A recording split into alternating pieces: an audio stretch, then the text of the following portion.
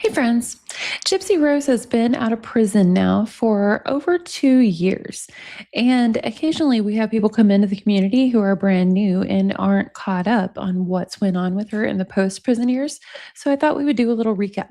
December 2023, whenever Gypsy Rose got out of prison, a TikTok trend emerged among the 20 somethings mainly to get tipsy for Gypsy. Most people only knew the mainstream story of ABUSC and wanted Gypsy to be able to get out and have happy experiences. She had married a man in prison, reported to be an elementary school teacher, and a responsible, stabilizing force in her life. So many truly expected good things from Gypsy, especially in the context of advocacy in the realm of MBP and prison reform. And these expectations didn't just spring out of nowhere. Gypsy outlined them in her book that she released immediately upon her release, which was, pun intended, named Released. And even before she got out of prison, she talked to many people in her emails about how she was going to be a public figure of inspiration. She even complained sometimes that flashing that status of a public figure of inspiration wasn't impressing her current husband's family as much as she thought it should. So, this expectation that people had that she was going to do great advocacy work came from Gypsy Rose. And that's very important to remember. For the people hoping that she would come out and do good things, there was a bit of a record scratch moment whenever TMZ ran an article immediately.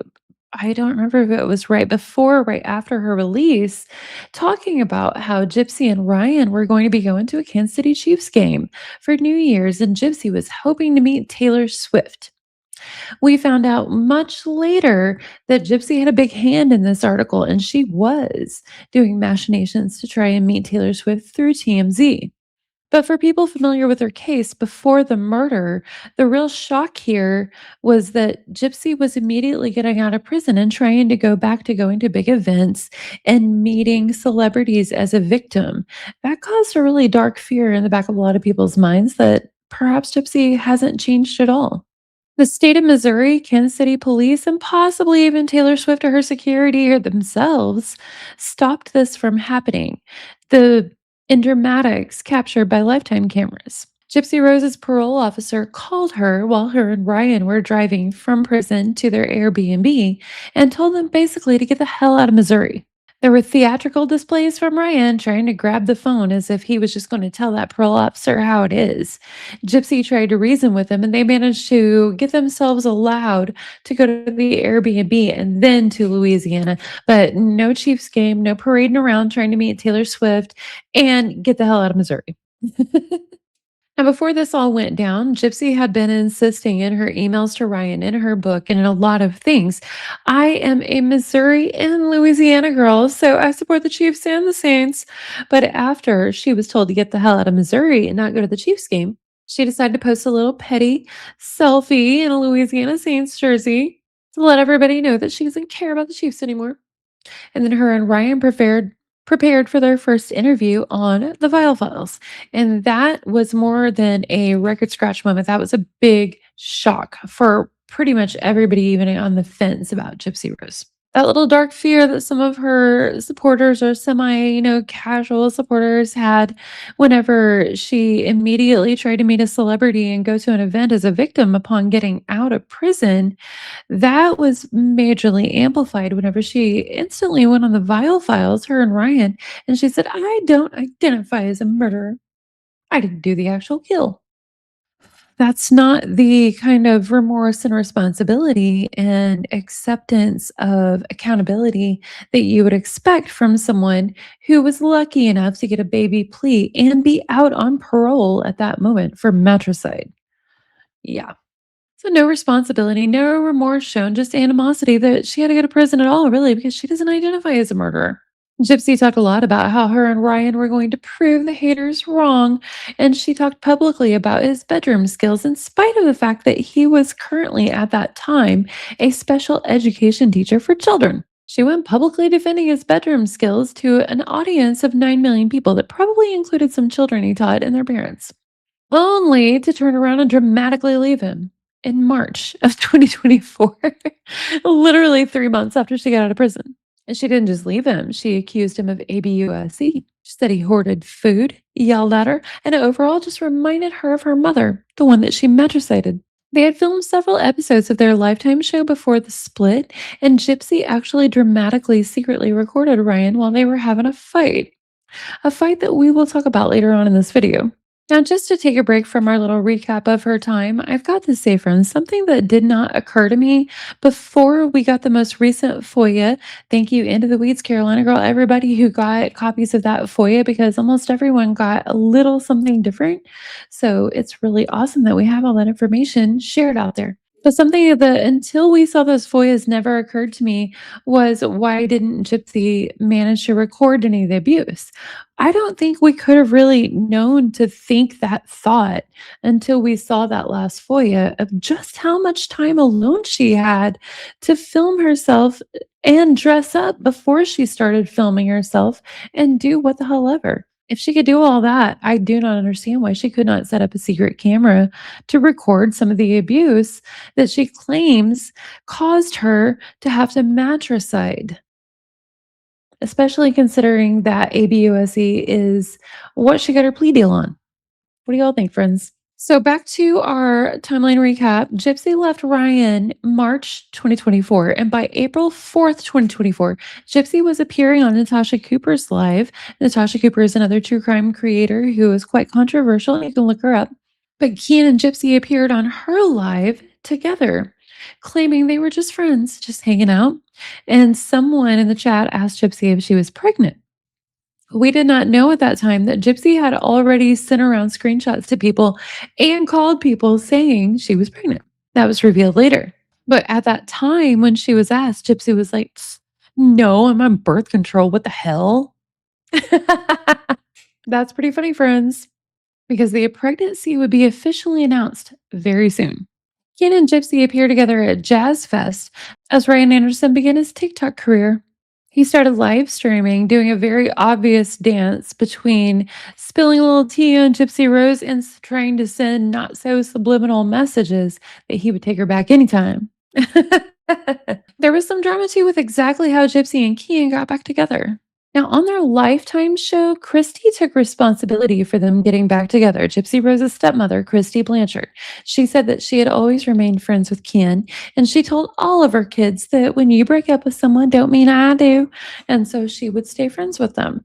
And that she told Gypsy that Kian wanted to talk to her, and that put it in Gypsy's head. They had a dramatic scene with Rod telling Christy, if something happens between her and Kian, it's going to be your fault. Christy said she would accept that. Then Lifetime, someone at Lifetime was a little shady, and I like it. Someone at Lifetime released a behind the scenes clip of Gypsy Rose FaceTiming with Keen, and she was telling him, laughing, seeming to be telling a truth, that Ryan told her he found out that she'd been talking to Ken since February and he was mad about it. And they didn't seem to deny it in any kind of way and only just seemed amused that he discovered it. What do y'all think, friends? I think they were probably talking to each other the minute she got out, honestly. February was probably just what Ryan found out about. But let me know what y'all think. On June 2024, Life After Lockup's first episode premiered, and it was surreal for everyone who was following her and already knew that her and Ryan were busted up. She's with Kian, she's pregnant, and all of a sudden, here's all these episodes of her and Ryan being all like lovey-dovey in the beginning, whenever she was like, "The D is fire," and it was really weird. We got Ryan on TikTok Live crying about it and stuff, and it was a really odd juxtaposition. I think that's what drove a lot of the initial audience. Ryan come across really creepy and overbearing in the first few episodes, and a lot of people tried to excuse him for very logical reasons. He's been married to someone in prison for a couple of years. Assumedly, he's been celibate that time. Yeah, he's gonna want to touch her and stuff, but it did not. It was creepy. There was something about it just didn't feel right. No matter how much I personally dislike Gypsy Rose, yeah, I didn't get a good feeling from Ryan. And some people still feel conflicted about him to this day. I don't. I think he's kind of creepy, but that's just my opinion. I've been wrong at times. What do y'all think, friends? Now, the next month, in July 2024, Gypsy and Ryan's divorce is ongoing. And this is when she officially announces that she's pregnant with Keen's baby, despite the previous, I'm on birth control and all that. And then, really weirdly, to make it even more obvious, in my opinion, that this was not an accidental pregnancy, Gypsy reverted back to her old ways, which we didn't even fully know about until the later FOIA. We didn't know about this at that time, but Gypsy did, I don't know if it was a video or a live stream, talking about how lucky it was that she was taking prenatal vitamins before she accidentally got pregnant.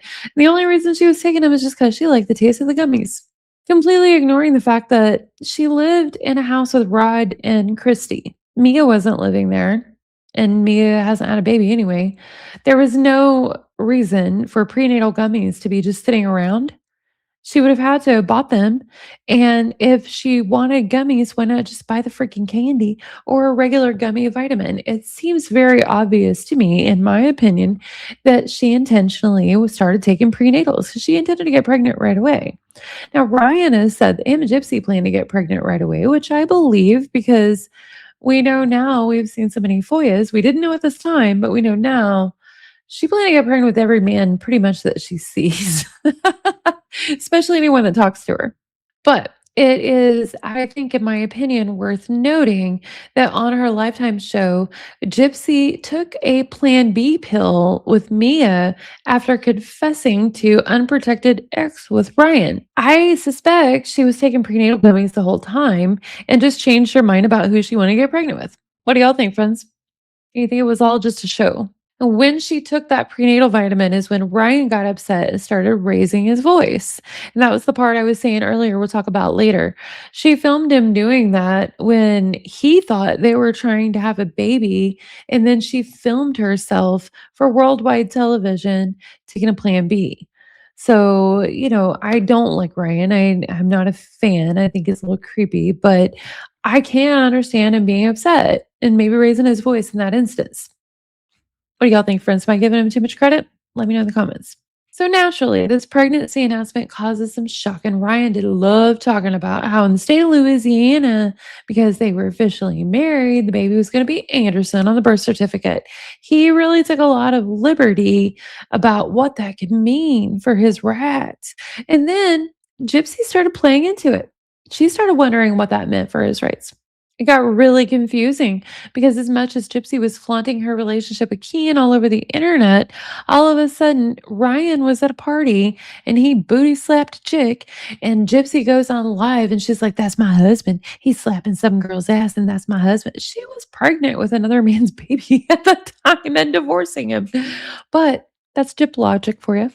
The drama between them really hasn't ended this day. Ryan's holding TikTok live watches for $9.99 a registration, and you can basically watch the original Lifetime episodes and be upset. That's you can watch him be upset. Watch him be upset. Anyway, moving on. Gypsy Rose continued to video her life for Lifetime, showing herself looking pregnant with Kian's baby and crying after divorce court because Ryan didn't want to come see her pregnant self one last time as she was divorcing him with another man's baby in her belly. She was shocked and upset about that.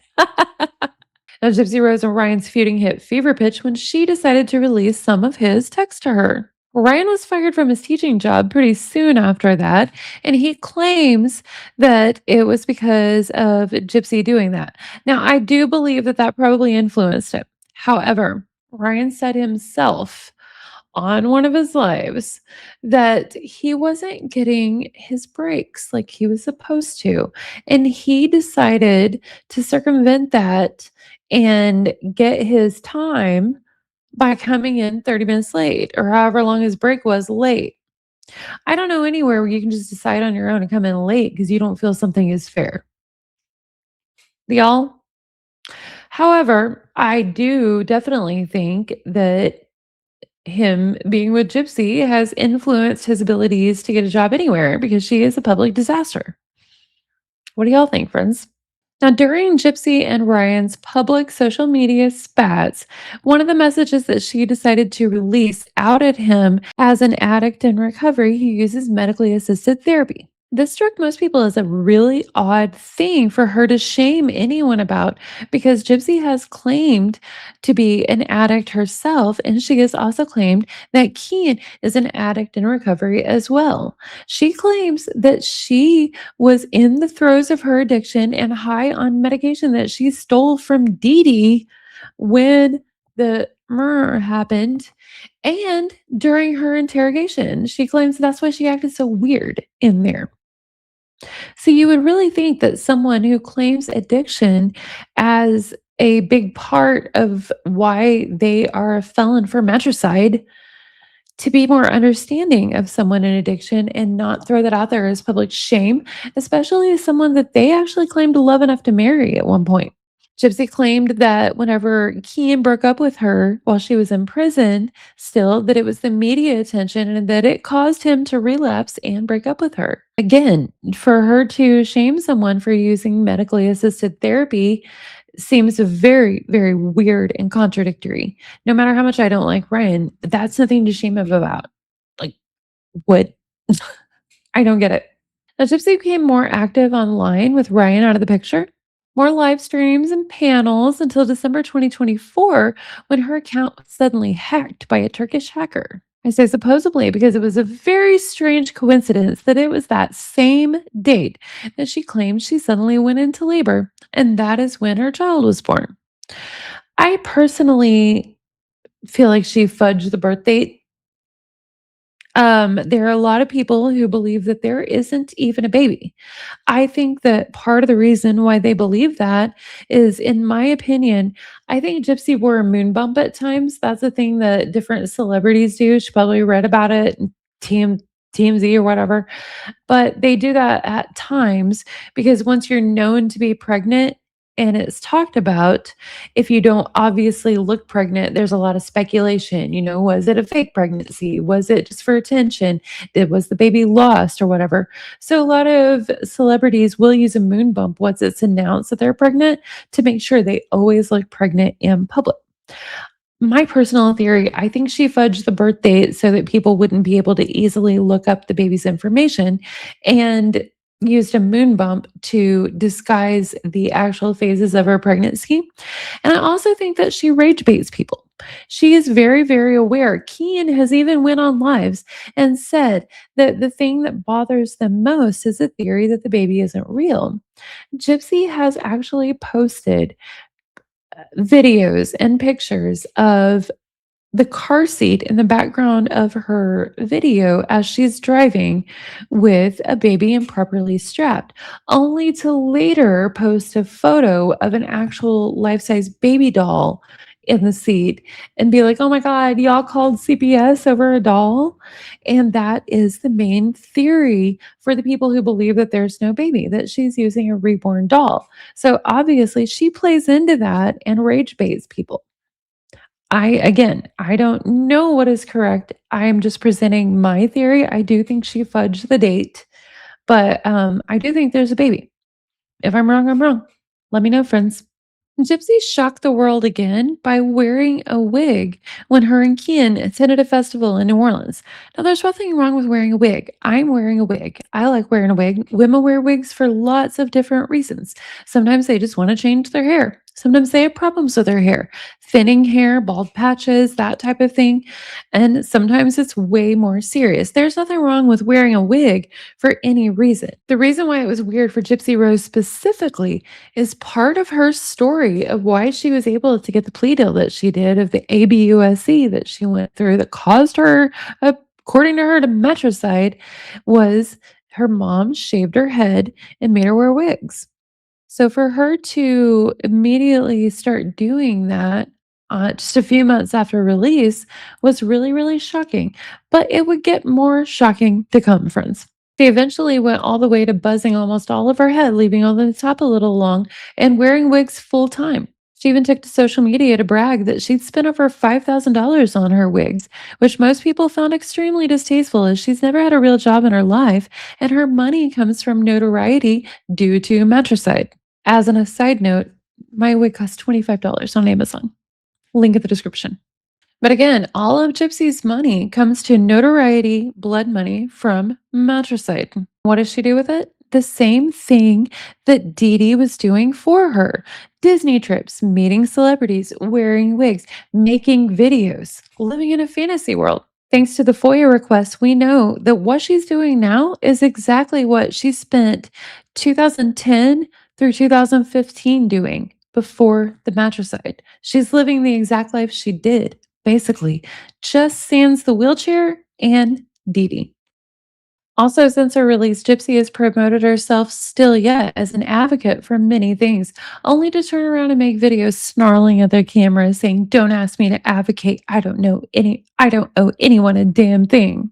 This is wild because, like I said before, she promoted herself as an advocate and public figure of inspiration during prison, before the murder, and after prison, only to occasionally have moments of backlash and stress and snarl at the camera and say, "Don't ask me to advocate." Now, a lot of people believe that she is mentally ill from trauma and that this behavior is to be expected. I'm not any kind of a professional that could diagnose or say that that is correct or incorrect, so I don't know. But what I can say is, in my opinion, if she's not able to control herself any better than to be this inconsistent and contradictory and dangerous with some of the things that she says, she should not be a public figure of inspiration, especially for children. And make no mistake, she is well aware that her audience is children. She claimed that the reason Lifetime canceled her was not because of the fact that, we released FOIA showing she broke her NDA or anything like that, that it was because her audience is mainly younger than Lifetime. And make no mistake, it is very clear on TikTok she is influencing children and teens. We've seen posts such as, "If Gypsy Rose taught me anything, it's that I can do 8 years." It's very disturbing, friends. Now, at one point, Gypsy seemed to get scared that Ryan might reveal more information than she bargained for, and she did a public crying apology video to him. And this video became a lot more eerie after the latest FOIA requests of videos that we got that she sent to Nick, because it suddenly became clear how similar it was to the crying apology videos that she sent to Nick, and that it is creepy, friends. Also, in that video, she confirmed a detail that Ryan had dropped that no one knew other than their inner circle whether or not that was true, because at that time, we didn't yet have the email, the prison email FOIA. Gypsy confirmed that Rod and Christy were on the brink of divorce before she got out of prison to validate Ryan as she was trying to weasel her way back in and get him to not reveal stuff. So Rod and Christy hadn't made that publicly known.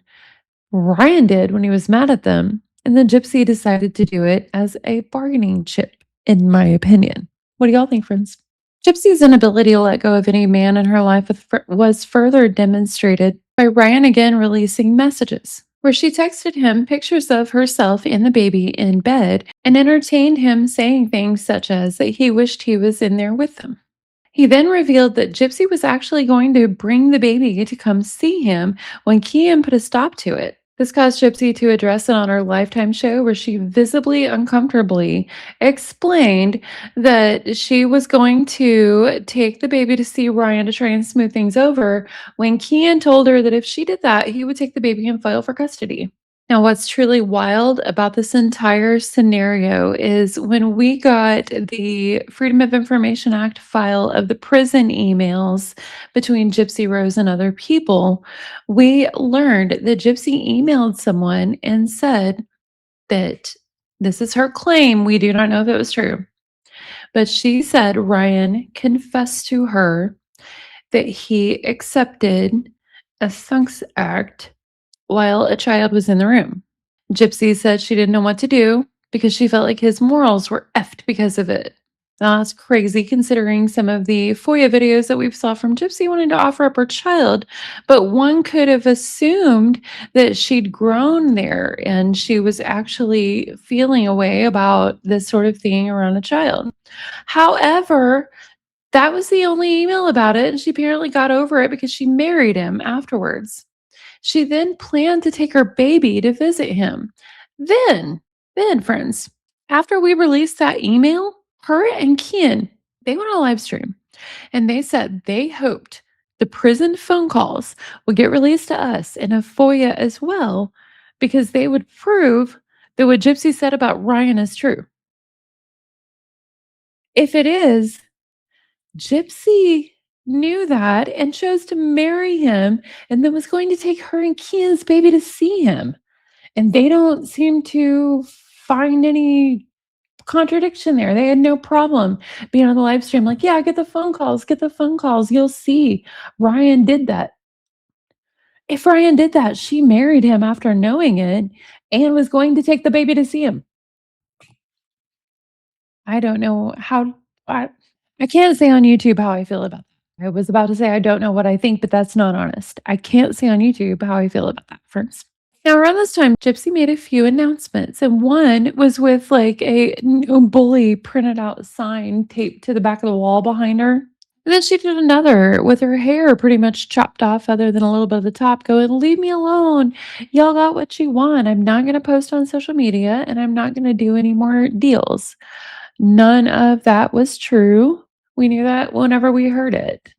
Literally no one believed that. Everyone knew it was just a tactic to try and get people to stop calling out her inconsistencies. She was never going to stop posting. But during this time, she entered her Beige Christian era. She started posting about going to church and hanging out with church friends and responding to things with Bible verses and talking about her faith. And she started, so she said, a podcast where she talked to a brick wall. There was no one there. She talked to a brick wall, and it was really, really weird.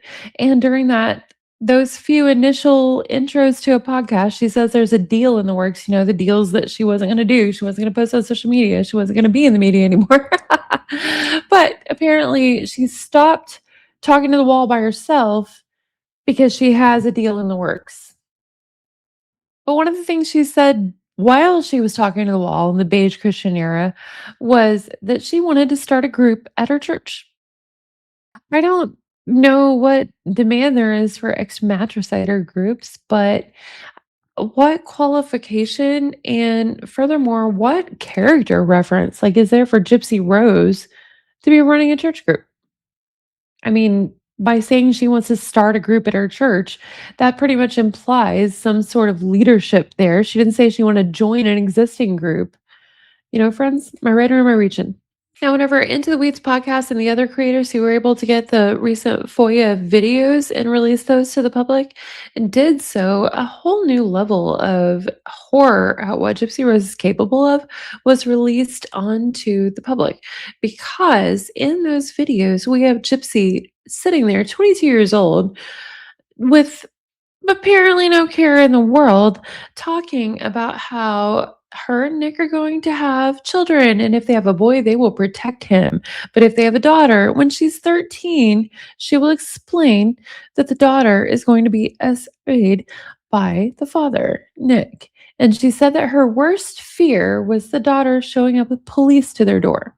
Now, when you put that in the context of what she accused Ryan of, to only turn around and marry him, offer to bring the daughter to him, and then accuse him of it again and say it's still true, there's a freaking pattern here, friends. What do y'all think? Now, those FOIA videos, they went viral and they started being referred to as the Gypstein files. You would think anyone with a modicum of morality would be vastly offended at being in any way linked with Jeffrey Epstein, especially with a nickname that implies you're similar to him. And Gypsy actually reposted stuff calling her the Gypstein files, and she used Gypstein era herself in words that she typed out herself, not trying to relive my Gypstein era. I think she was okay with that, friends. What do y'all think?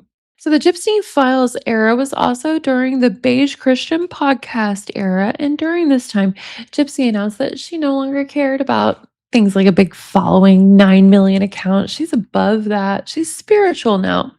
And so she gave that account to her best friend, Bree, which is against TikTok terms. And people immediately started pointing out. So Bree instantly said, I'm her manager. That's why it's not against TikTok terms. To which Gypsy giggled and everything was fine. Bree did some live streams that seriously confused people because most of the people following Gypsy didn't follow close enough to realize this was her best friend live streaming on her account. They're just like, who is this? I followed Gypsy Rose. What is this? They thought she was hacked again. Well, then Bree got arrested for illegal plates, no insurance, and possession of meth. And Gypsy immediately posted that she doesn't have a manager. That was under the bus fast, like under that bus all the way. Didn't have a manager, and she took her account back. I think Bree's been arrested again since then, but Gypsy doesn't really talk about her anymore. But I can't keep up. So now that Gypsy had her 9 million follower account back and they were no longer confused by a complete stranger with live streaming nonsense on an account of a mattress cider that they followed to see what the mattress cider would say. Gypsy started live streaming again. Some people with big followings came into her comments. One being Miss Rage Baiter, Natalie Reynolds. And Natalie said, "Hey, Gyp, we should collab." To which Gyp apparently got on a freaking plane right away and took off to Florida or wherever to collab with her. Now, if you've never heard of Natalie Reynolds, she is mainly known as a rage baiter who paid a woman who appeared to be in a vulnerable situation $20 to jump into a river when apparently she couldn't swim. Now, a lot of people believe this is staged. There has been some evidence, but I honestly haven't dug into all of it. One of the main things is the lady dove in head first. And generally, if you can't swim, you just don't do that. You jump in feet first, especially in a river where you couldn't see the bottom. It was very, very muddy.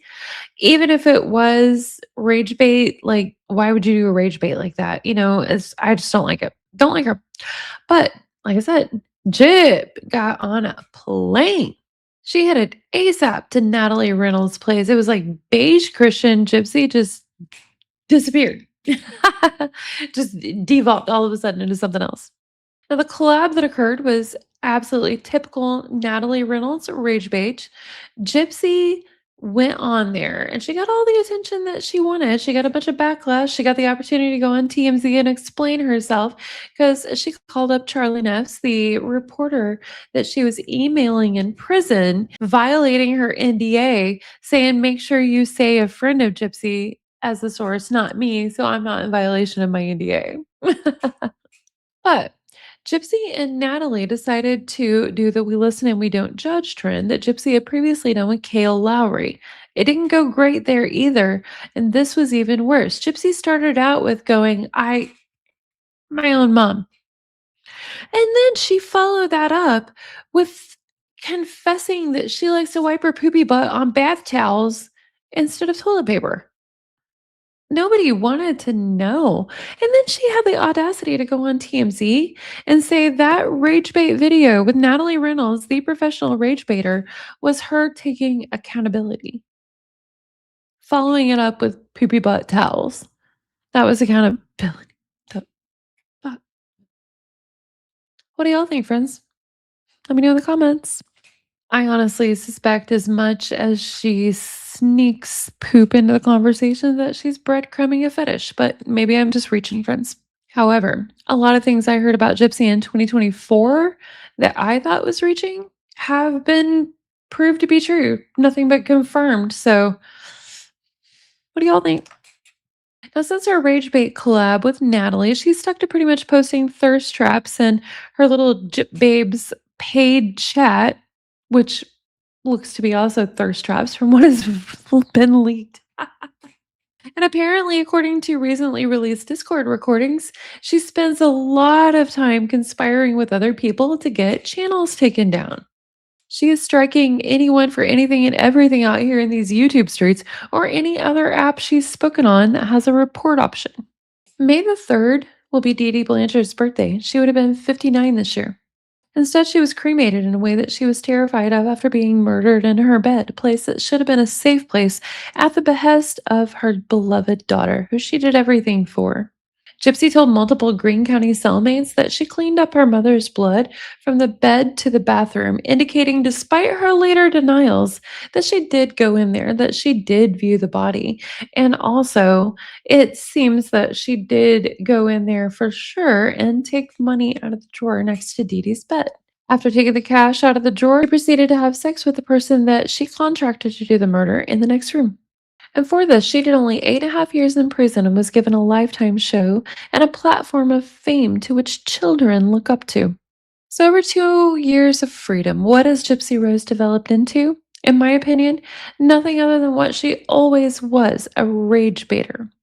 I just saw earlier on the GRB Snark Reddit, which will be linked in the description, where Gypsy posted a dancing video with lyrics from Fetty Wap's song Trap Queen. Here are the lyrics she danced to, friends. Everybody hating, we just call them fans though. In love with the money, I ain't never letting go. As she lip synced those, I think it might be the truest words her mouth ever made. Now, there appears to be no end in sight to her thirst for fame and blood money. But as long as she is a public figure and puts her hypocrisy on public display, there will always be people who are willing to call out her inconsistencies. And if that's all we can do, that's what we'll do. We'll go out with a palate cleanser, friends. I hope everyone's had a good week. Let me know what y'all think in the comments.